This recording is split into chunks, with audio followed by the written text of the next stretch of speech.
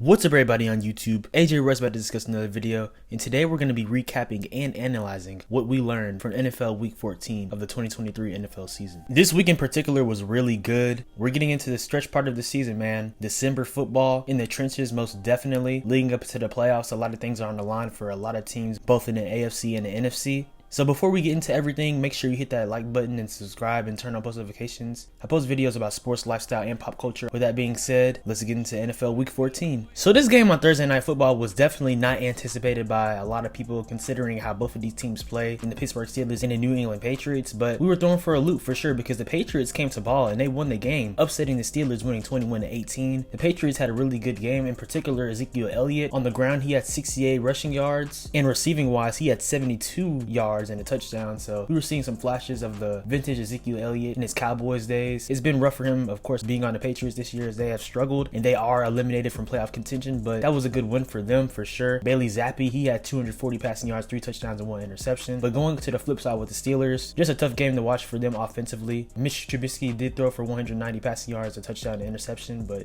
it's just rough watching their offense, the stagnancy of them, and people like Minka Fitzpatrick and things of that nature called out the team saying that they're being too complacent, and it is the NFL. You can't be too comfortable, especially in the AFC, because you have, I believe, 11 teams over 500, which is insane, and only 7 teams, of course, can make the playoffs in each conference, so it's definitely tough. There's really no room for error for them. A game they wish they could have back for sure. And their schedule really doesn't get easier either because they have the Colts in week 15. The Colts are still battling for playoff positioning. Week 16, they have the Bengals. The Bengals are also battling for playoff positioning. The Seahawks are trying to make the playoffs in the NFC. That's who they have in week 17, and in week 18 they have the Ravens, who are in position to have the first seed in the AFC overall. So the Steelers better get their act together for sure if they want to make the playoffs, and this is a game that they're going to regret for sure losing. This next game was a surprising blowout between the New York Jets and the Houston Texans. The Jets won 30-6 in the game. Of course, most people expected the Texans to win the game, but also TJ Stroud did leave the game with a concussion, praying that he is okay first and foremost. And for Texans fans, I know in Houston particularly, being from here, I know that they're praying that he can clear protocol so he can play in week 15 against the Tennessee Titans, because the Texans are one of those teams also in the AFC that's trying to battle for playoff positioning. But not really too much to analyze from the Texans perspective. Really just a tough game. Of course, being in New York, having rain conditions really favored the Jets. We have to talk about Zach Wilson because he had arguably his best game of his career. Completed 27 out of his 36 passing attempts, threw for 301 passing yards and 2 touchdowns. I mean, he balled out for sure. It was kind of reminiscent to that game that he had against the Chiefs earlier in the year, and they did lose that game, but he played really good. It's like when Zach just plays with a clear mind and just goes out and ball, we see that potential that he had being drafted number 2 overall from BYU in 2021 for a reason. And also Garrett Wilson had a good game, had 9 receptions for 108 receiving yards as well. That's definitely a good sign for the Jets. Talking about the AFC, of course, in that playoff picture, the Jets are not in that, so they're just pretty much trying to finish off strong in this season and trying to recuperate for next year in 2024, having the return of Aaron Rodgers. But if anything, I think that they should keep Zach Wilson, have him to continue to learn from Aaron Rodgers potentially in the next couple of years and see what that run entails. And if Zach Wilson can improve under the stewardship of Aaron Rodgers, I mean, hey, Zach Wilson could be the guy potentially, but there's still a learning curve for him for sure. But this is a good win for New York. This next game that we have to talk about was an absolute thriller, an overtime thriller between the Baltimore Ravens and the Los Angeles Rams. These teams were really going back and forth offensively. Matthew Stafford has been playing sensational football the past few weeks, had 294 passing yards and 3 touchdowns. Lamar Jackson, of course, has been playing great football with the Ravens. Not the most efficient passing percentage, but he did have 316 passing yards, 3 touchdowns, and 1 interception, and also had 70 yards rushing. A good game for him. And Odell Beckham Jr. had a nice game as well, had 4 receptions for 97 receiving yards and a touchdown. At that end with players like Zay Flowers having 60 receiving yards and a touchdown. And then for the Rams, Cooper Kupp had 115 receiving yards and a touchdown, and Puka Nacua had 84 receiving yards. Just a really entertaining game for sure. And they went to overtime. It was a great game, and of course the game was decided on a 6-yard punt return by Tylan Wallace.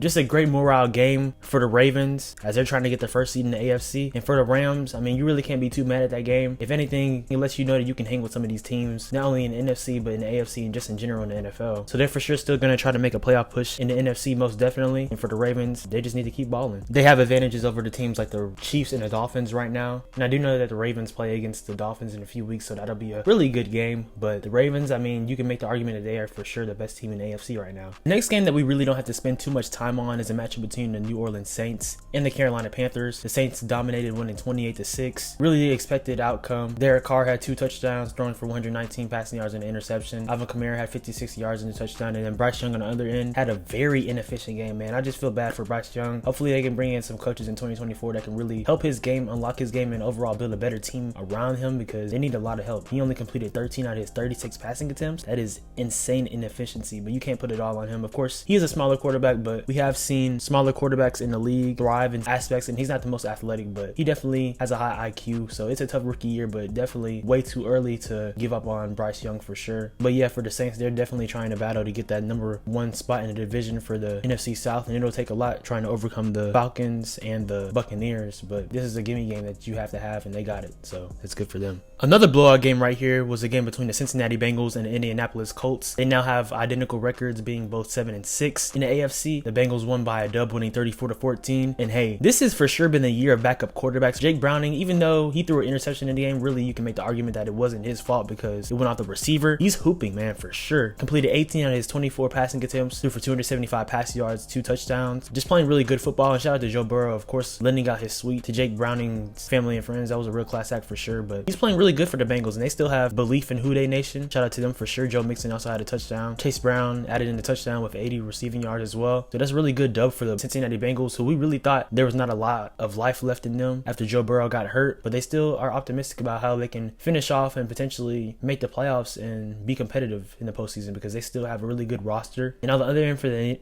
oh my gosh. And on the other side for the Colts, they have been playing good football, but this is a game that at least they could have wished was more close. Gardner Minshew, I mean, he had 240 passing yards, a touchdown, and interception, but overall the team was just outclassed in this matchup, and the Bengals really wanted it more. That's what it came down to. It'll be interesting to see who could potentially contend for that wild card spot in the AFC South, being the Colts or the Texans, or if someone can leapfrog the Jacksonville Jaguars in that division, because anything is possible with that. But definitely a good dub for the Cincinnati Bengals. This NFC South game really meant a lot, and the Tampa Bay Buccaneers were able to beat the Falcons, winning 29-25. They both now have 6-7 records, and they split their season series. It was a good win for the Buccaneers for sure. They needed this one. It's going to be interesting, even though that we know how subpar the division is in the NFC South. It'll be interesting to see who ends up winning the division, because they're going to hold a playoff game, which I do think whatever team that is going to lose in the first round. No disrespect, but I'm just being for real. But I guess it depends on who they play, you know, but honestly, they play a 5th seed. Say if the Cowboys are a 5th seed or the Eagles are the 5th seed or something like that, they're going home. But I digress. Baker Mayfield, he had a solid game. A little inefficient in terms of passing the ball, only completing 14 out of his 29 passing attempts, but he had 2 touchdowns and 144 yards, so that's good for them. Rashad White had a good game on the ground, having 25 carries for 102 rushing yards. So just really good game for the Buccaneers. And for the Falcons, they had an opportunity to win the game at the end, but Desmond Ridder threw the ball short of the end zone when you're obviously supposed to throw it into the end zone to have an opportunity to score a touchdown. So that was very questionable. Honestly, been a questionable season for sure for the Falcons, and I think it'll be interesting to see what they do at that quarterback position going forward next year, because Desmond Ridder, I mean, it is bad because this is his 2nd season, but he wasn't a 1st or 2nd round pick. There's a thing about that too. So you don't really have as much as a belief as you would a top 10 pick or a 1st round quarterback guy as you would in Desmond Ridder. But it'll be interesting to see where they go, because they definitely still have a solid roster. They have Bijan Robinson, they have Drake London, they have Kyle Pitts still, so they definitely have the pieces in place to potentially ascend in the NFC going forward. But a good win for the Tampa Bay Buccaneers. Joe Flacco, he's been balling for sure for the Browns. They beat the Jacksonville Jaguars, winning 31-27 in this game. Both of these teams now have 8-5 records. And speaking of Joe Flacco, he's playing really good football, being 38 years old. I thought we were in 2013 for a second when he was on the Ravens, of course, when they won that Super Bowl and he got that Super Bowl MVP, because he has been balling for sure. Had 311 passing yards for 3 touchdowns and only 1 interception. Playing really efficient football. Of course, he's not the most mobile quarterback. Never has been, and particularly at this age, of course not. But he's playing really good football. He has experience. He's a smart and intelligent quarterback, so he's definitely putting the Browns in really good position to make the playoffs in the AFC, despite losing Deshaun Watson for the year. And people like Kareem Hunt, Jerome Ford are being really integral to the Browns running game in the absence of Nick Chubb, who of course is out for the year, but that's really good for them. David Njoku, being one of the most underrated tight ends in the NFL, had 91 receiving yards and 2 touchdowns. A really good game for the Browns overall. You know that defense is elite and for real. Absolutely. Of course, with Myles Garrett, arguably one of the top candidates for Defensive Player of the Year. So really good showing for the Cleveland Browns. And for the Jacksonville Jaguars, another tough loss. You're glad, of course, that Trevor Lawrence was able to play in this game after that scary looking injury against the Bengals, but now you're 8-5. And like I said earlier, the Colts and the Texans, they don't just want to make the playoffs. They want to come for the division too, so you can't afford to continue to drop games if you're Jacksonville. And Trevor Lawrence, he had 3 touchdowns and 3 picks, so that's really bad. And of course, like I said, they played that Browns defense, but you want to be efficient with the football, and they definitely weren't in this game. They weren't able to really get anything going on the running game either. Travis Etienne, he did have a touchdown, but he only had 35 rushing yards, so that's suspect. Evan Ingram had a good game. He had 2 touchdowns for 95 receiving yards, but Jacksonville, they need to come with it, man, because like I said, you cannot be complacent, especially in the AFC. I said it a few weeks ago, and I meant it. No disrespect if you're a Detroit Lions fan, but they are frauds. I mean it. I'm not capping, I'm not lying, I'm not hating. I'm being for real. The proof is in the pudding. When they lost against the Green Bay Packers, who are obviously trying to make the playoffs, so that's more respectable, I guess. It showed me that they're not really like that. When they got blew up by the Ravens, that showed me that they're not really like that. And now losing to the Chicago Bears, that really shows me that they are not like that, for real. They lost 28-13 in this matchup. It's crazy because 3 to 4 weeks ago, a lot of people were saying that they're better than the Dallas Cowboys,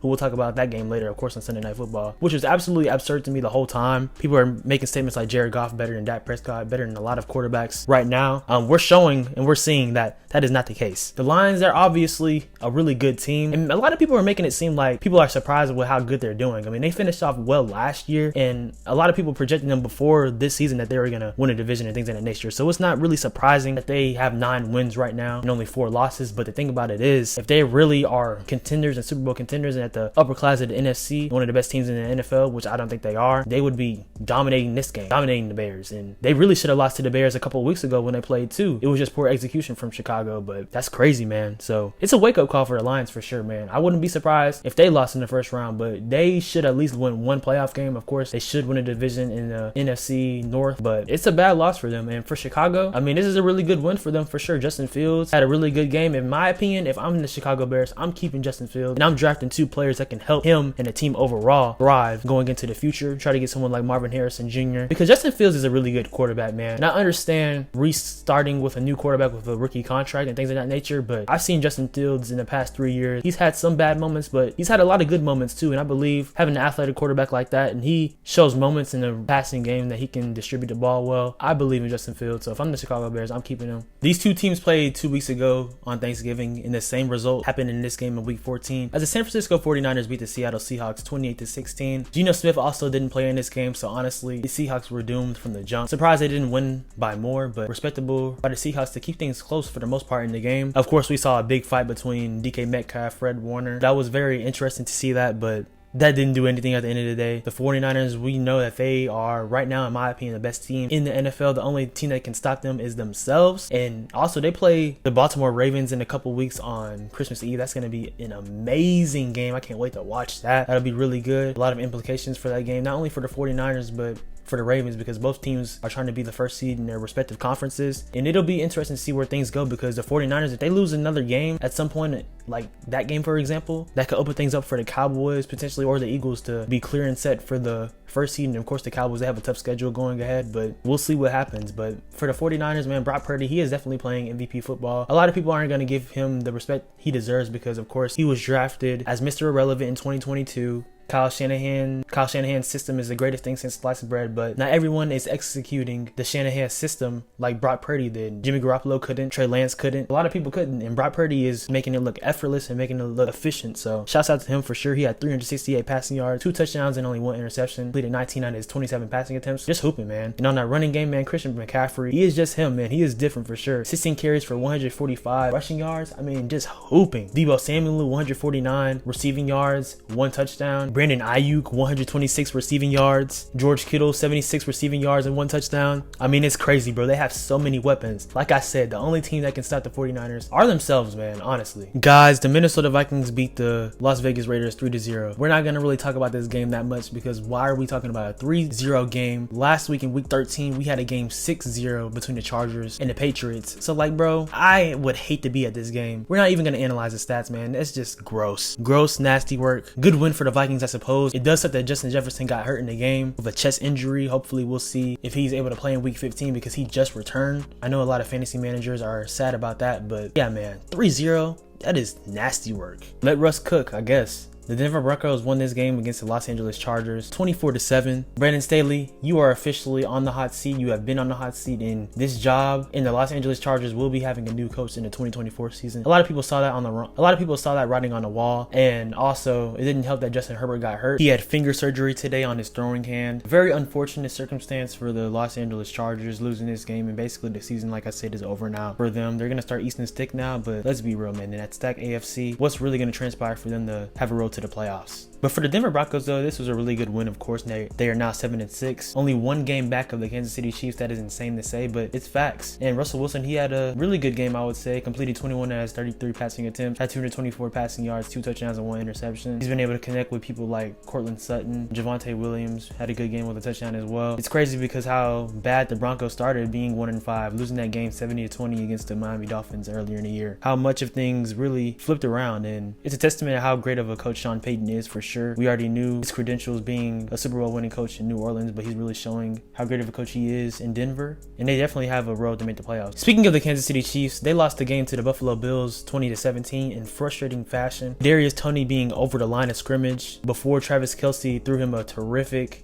backwards pass into a touchdown. I mean, that just really sucks for the Kansas City Chiefs, and Patrick Mahomes and Andy Reid definitely sounded off on that about the refs, but at the end of the day, it was the right call, and you can slice it up any way you want to. Kadarius Toney, man, I mean, it is a team game, bro, but he has costed the Chiefs a lot this season. It's no coincidence that the New York Giants gave up on him in his second season for a reason, and you're seeing the ramifications of that. Last year, the Chiefs, they didn't suffer at all after Tyreek Hill left for Miami, but this year it's showing a lot. It's like it was a delayed impact of sorts. Like, it's crazy how it worked out, and this is for sure the most vulnerable we've ever seen the Kansas City Chiefs be in the Patrick Mahomes and Andy Reid era. Crazy to say that. I mean, man, because they're most likely going to have to be traveling on the road for playoff games after the first round, because I do not foresee them being the first seed in the AFC with how Baltimore and Miami are playing. It's crazy, but it's reality, man. We can analyze the stats and things of that nature. Of course, we know how sensational Patrick Mahomes is. Had 271 passing yards, a touchdown, an interception, which based on how the Chiefs are playing offensively overall, you can ill afford to have turnovers because it's going to show the cost to you in the gift, and especially against the Buffalo Bills, man, who are desperate right now. They're fighting for their playoff lives. They're one of the many teams that have a 7-6 record in the AFC, and they don't have an easy schedule going forward, but the Buffalo Bills, they're playing with a chip on their shoulder because they want to make the playoffs, and I believe that if they do make the playoffs, they'll still be in the mix and one of the scary teams for one of these division leaders to play against, because they have experience and they're battle tested, and they played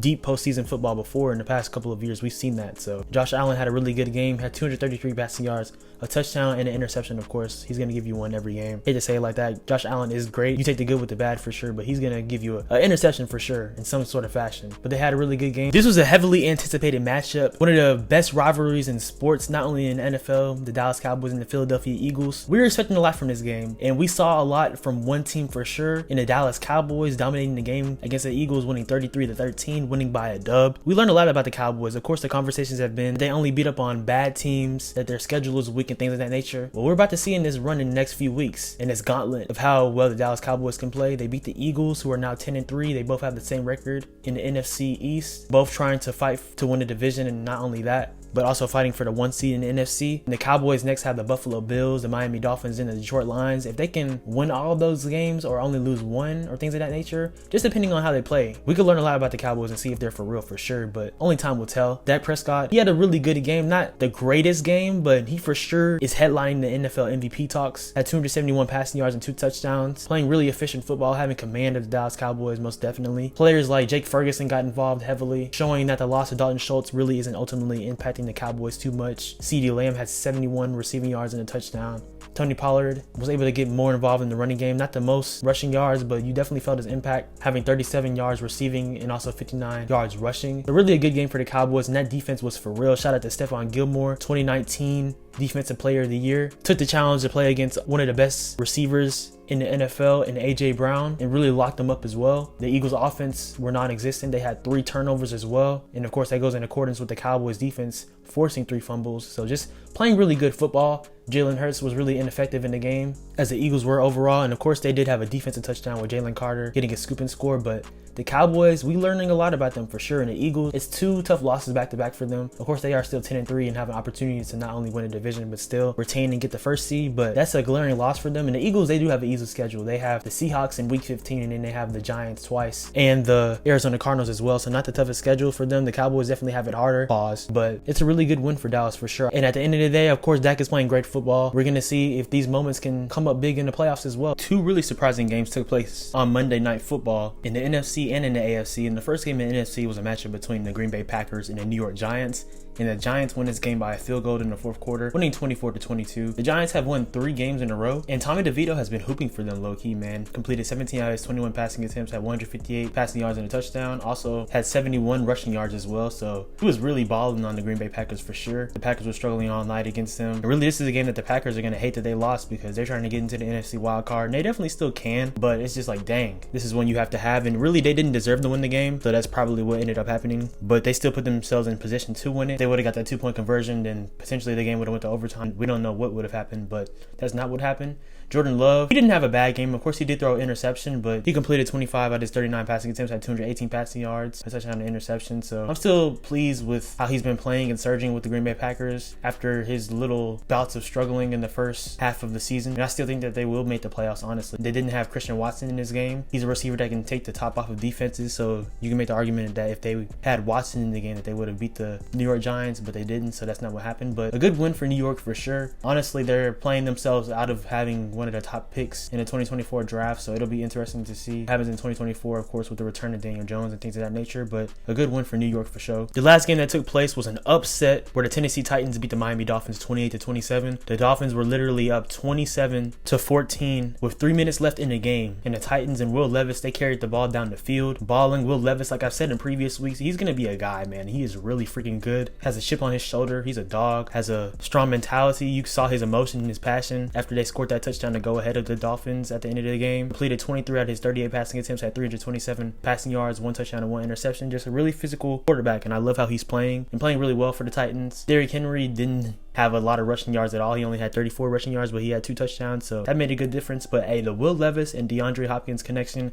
is definitely apparent. We saw that in Will Levis's first start. DeAndre Hopkins had 7 receptions for 124 receiving yards and a touchdown. A really good win for the Titans. They were 14-point underdogs in the game. The Dolphins, of course, dealt with some offensive linemen getting hurt, and then also Tyreek Hill suffered an ankle injury, but he did return in the game in different instances. But they still needed to win this game. They're trying to get the first seed, but honestly, I don't think that they'll get it. They're playing against the Ravens in a few weeks as well, so that's going to be a tough game for them. And they also have the Cowboys in week 16, so not an easy schedule, not an easy road for the Dolphins, but I think that they'll be fine. All right, guys, so we have to talk about what we learned from this week, and we learned a lot. And honestly, we learned who some of the fakes and the frauds are. And first off, you probably think I'm talking about the Eagles. I do not think that the Eagles are frauds. They are really good, but you can't keep winning these close, tight games like they have been the entire season, because a good enough team like the Dallas Cowboys, like the 49ers, they're going to show you that it takes more to win, and they obviously aren't the team that they were last year when the Philadelphia Eagles made the Super Bowl. So it's going to be an interesting race to see at the end of the season, then going into the playoffs, how the playoffs will go. Really a lot of unpredictability in both conferences, and the AFC as well. The Chiefs, like I said earlier, we're seeing them being the most vulnerable that they've ever been in the Mahomes era. But I still believe in Mahomes, but at the end of the day, he can't throw himself the ball, so that's going to be something. And then you have those undisciplined penalties by Kadarius Toney being offsides, when you know since high school, always check with the referee to see if you're over the line and stuff like that. So